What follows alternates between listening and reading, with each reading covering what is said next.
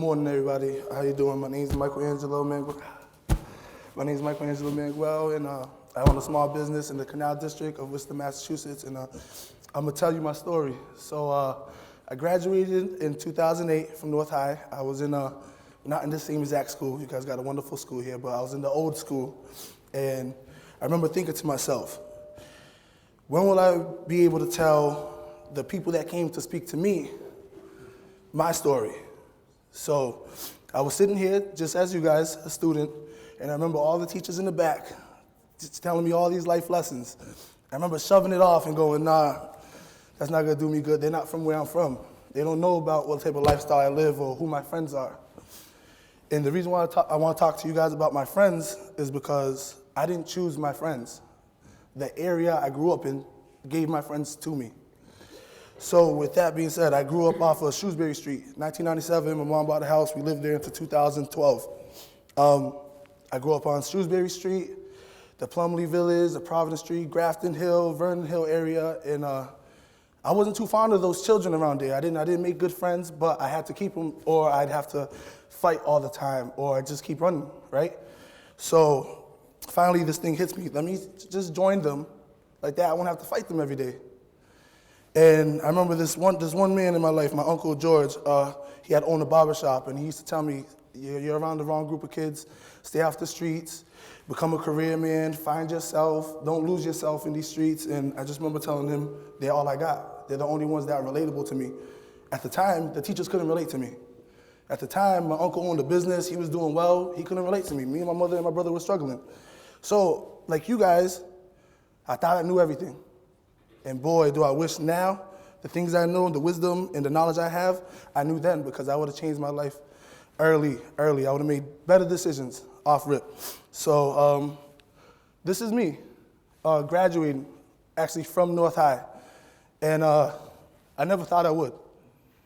And I'm thankful to all you teachers here, because you guys gave me the tools, the resources, the extracurricular activities, the recreational activities, basketball, baseball, the tools I needed, the study halls, just being great and helping me and looking for me all the time. Most of you guys knew my brother, so we had built a rapport with you guys, just with the family of the Manguals being at North High. So I'm proud to say that you guys graduated 2 Manguals from North High, 2 of them.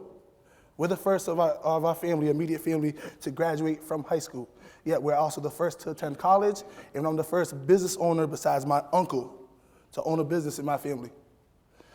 So with that being said, I'm gonna go on and tell you a little bit about my story. I'm hanging with the wrong group of kids, I'm making bad decisions, I'm smoking, I'm drinking, I'm skipping school, there's women everywhere. I'm 16, I'm 17, what do I know about women, smoking, and drinking? That's adult stuff. That's adult things, and we get to that age where your friends, you got 5 other 16-year-olds telling you, come on, let's leave school. Don't buy into none of the foolishness. Don't buy in. Stay grounded, find yourself. Know who you want to be. You're not going to be that person by tomorrow. Just work hard for it.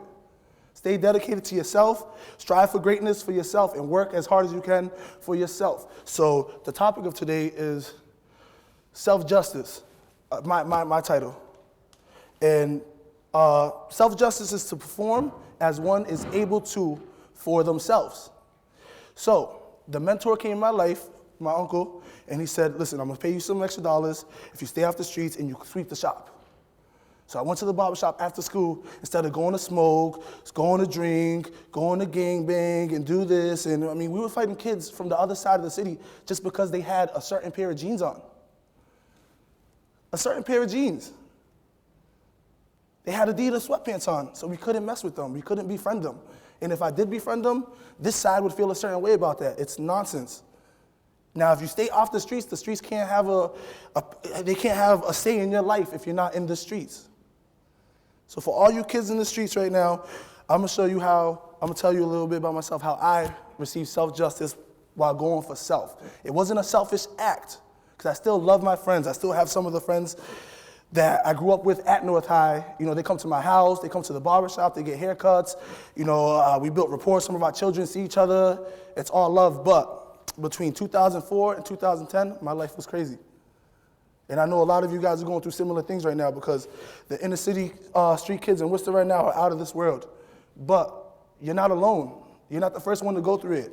You're not the only one with a father or only one with one parent with a mother. You're not the only one that has to go to work early at an age to help your mother pay the bills.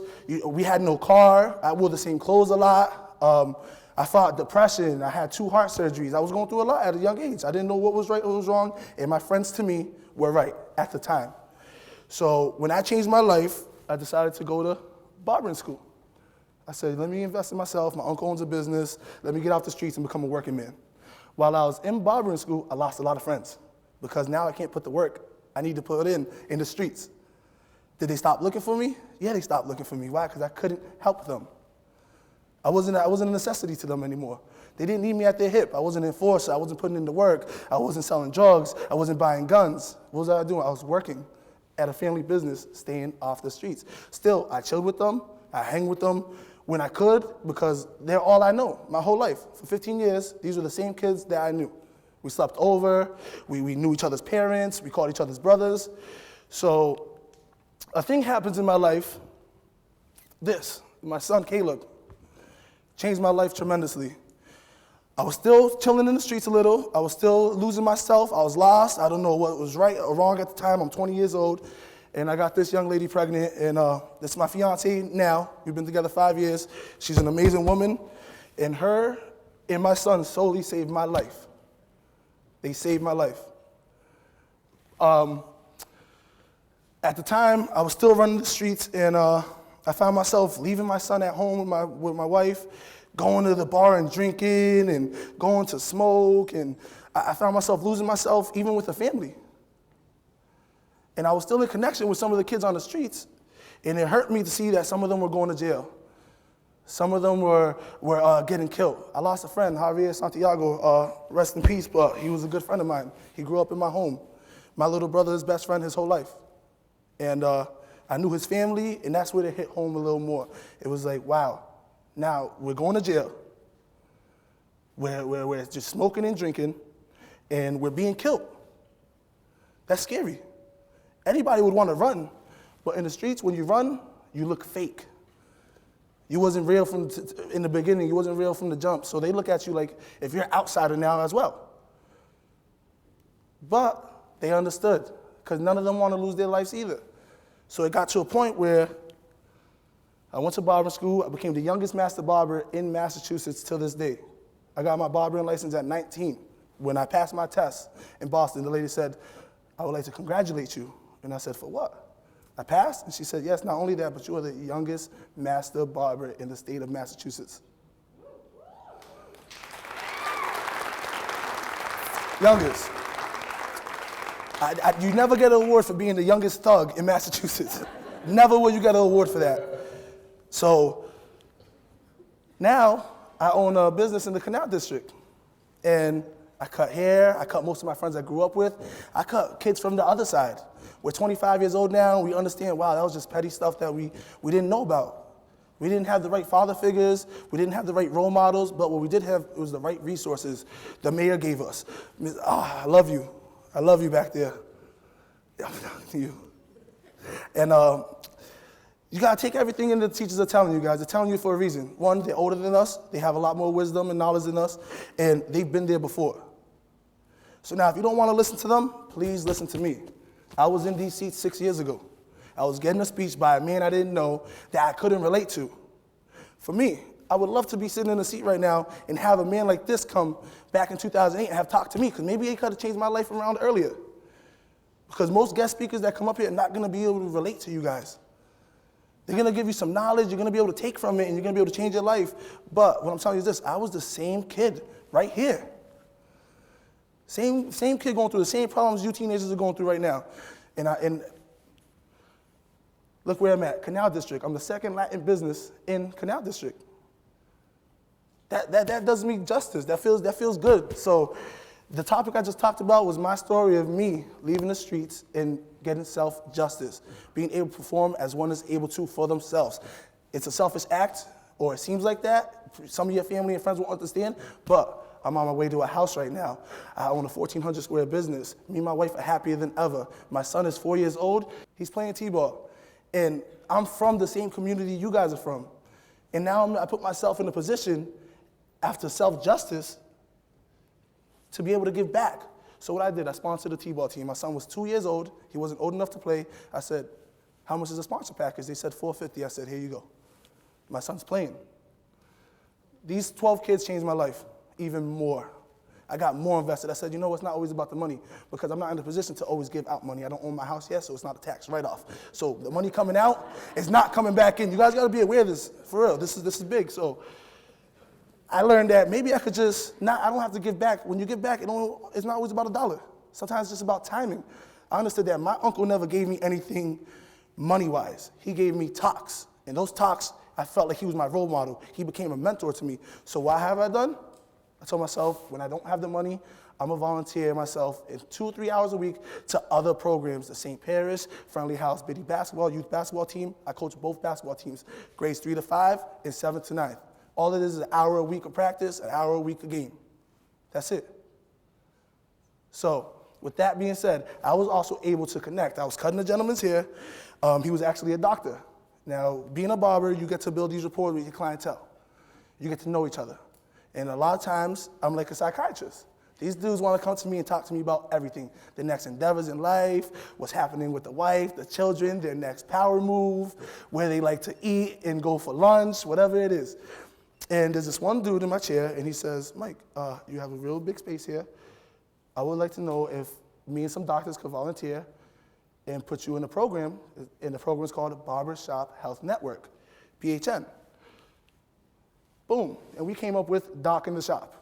Because as a youth, I remember not being able to go to the dentist, not being able to go to the doctor, because we didn't have insurance.